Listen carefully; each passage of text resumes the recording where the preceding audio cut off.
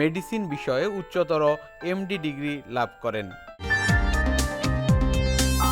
Sir, আপনাকে স্বাগত জানাচ্ছি আমাদের আজকের অনুষ্ঠানে। আপনাকে ধন্যবাদ। স্যার, আর কিছুদিন পরেই হচ্ছে পবিত্র ঈদুল আজহা।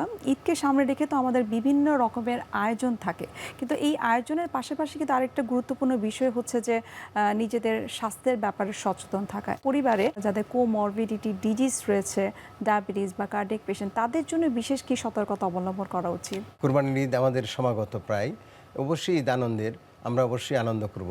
তার মধ্যেও আমাদের কিছু স্বাস্থ্যবিধি মেনে চলতে হবে। যেমন ঈদের আগের সময়, ঈদের সময় এবং ঈদের পরবর্তী সময়, আমি 3 ভাগে যদি ভাগ করি। ঈদের আগের সময়ে যে আমাদের কুরবানির মাঠের একটা ব্যস্ততা আছে, সবাই কুরবানির মাঠে যেতে চান। হ্যাঁ, কুরবানির মাঠে গেলে সতর্ক থাকতে হবে যেন ওখানে পশুর দ্বারা কোনোভাবে আক্রান্ত না হন।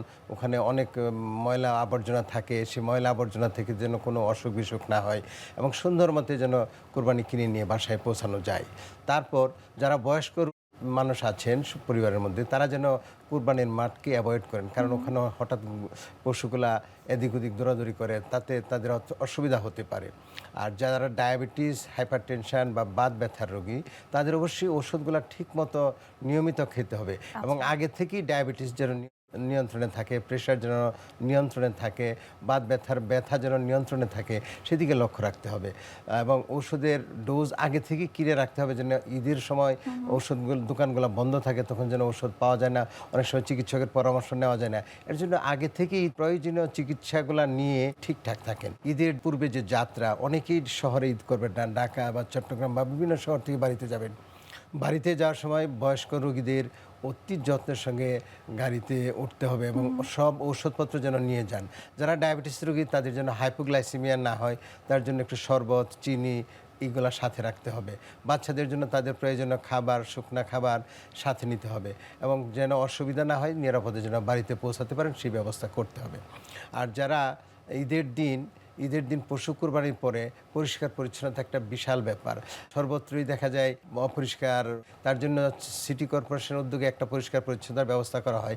আমরাও নিজেরা ব্লিচিং পাউডার ছিটিয়ে পরিষ্কার পরিচ্ছন্ন করে সমস্ত ময়লা সিটি কর্পোরেশন নির্দিষ্ট জায়গায় নিয়ে রাখবো এবং বাড়িটা পরিষ্কার করে সুন্দরভাবে ওয়াশ করে রাখবো।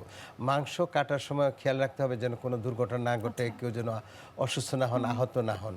মাংস রান্নার পরে কী পরিমাণে আমরা খাবো, যারা কোমরবিডিতে ভুগছেন, যেমন হার্টের রোগ আছে, যাদের ডায়াবেটিস আছে, যাদের আর্থ্রাইটিস আছে, তারা হ্যাঁ মাংস অবশ্যই খাবেন, তবে অল্প পরিমাণে, পরিমিত পরিমাণে। যারা কার্ডিয়াক পেশেন্ট এবং বলছিলেন যে যাদের বাতজনিত সমস্যা রয়েছে, আর্থ্রাইটিস রয়েছে, তারা কিন্তু কোরবানির ঈদে একটু দুশ্চিন্তা করেন যে আমরা আসলে গরুর মাংস খেতে পারবো কিনা। হ্যাঁ, তারা খেতে পারবেন, পরিমিত পরিমাণে 2 টুকরা 3 টুকরা করে খেতে পারবেন, কিন্তু বেশি যেন না খান, কারণ তাদের যেন কোলেস্ট্রল লেভেল যেহেতু বেশি থাকে বা সুগার লেভেল বেশি থাকে, কোনো অসুবিধায় যেন না পড়ে যান। একটু সতর্কতার সঙ্গে খেলে কোনো অসুবিধা নাই, এটা রহমতের মাংস, ইনশাল্লাহ কোনো অসুবিধা হবে না। নিয়মিত 2-3 টুকরা 4 টুকরা খেলে কোনো অসুবিধা হবে না। আর যদি অতিরিক্ত খেয়ে ফেলি তাহলে হয়তো অসুবিধা হয়। একদিকে পোলাও থাকবে, ফ্রাইড রাইস থাকবে, আবার ওদিকে মাংসও থাকবে বেশি পরিমাণে, তখন হয়তো অসুবিধা হতে পারে। হ্যাঁ, বাচ্চাদের দিকে আমাদের যত্ন নিতে হবে যেন তারাও পেটের পীড়ায় না ভোগেন। অনেক সময় মাংস বেশি খাওয়ার জন্য পেটের মধ্যে গ্যাস হয় বা পেট ফুলে যায়, পেট ফেঁপে যায় বা পেট ব্যথা করে। তো আমাদের একটু এর জন্য অ্যান্টি আলসারেন্ট, অর্থাৎ এই যে ওমিপ্রাজল, ইসমিপ্রাজল, ল্যান্সোপ্রাজল, এই জাতীয় ওষুধ, অ্যান্টাসিড জাতীয় ওষুধ সাথে রাখতে হবে বা বাড়িতে রাখতে হবে।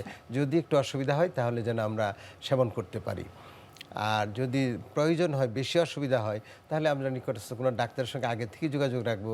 যদি অসুবিধা হয় ওনাদের সঙ্গে যেন যোগাযোগ করতে পারি।